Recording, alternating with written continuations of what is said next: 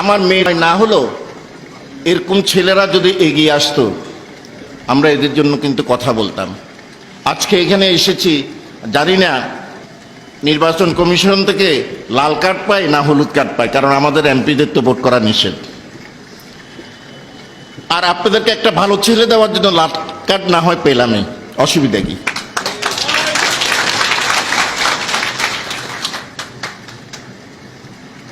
এই ছেলের মধ্যে সবচেয়ে বড় গুণ হলো ও সন্ত্রাসী না। বড় গুণ হলো ও চাঁদাবাজ না।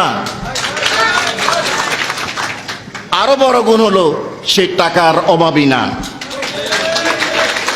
আপনার পকেটে যাইয়া চাঁদাবাজি করবে না।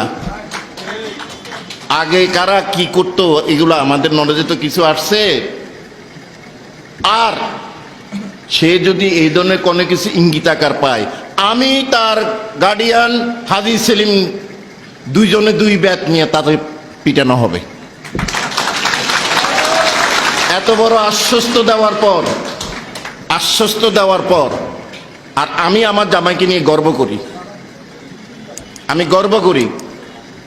আপনারা নোয়াখালীর মানুষ, হাজি সেলিম আপনাদের একটা মেয়ে, আপনাদের একটা বোন ওনার ঘরে নিয়েছেন। আপনারা তাদের নাম নোয়াখালীর মেয়ের জামাই। এই নোয়াখালীর মেয়ের জামাইকে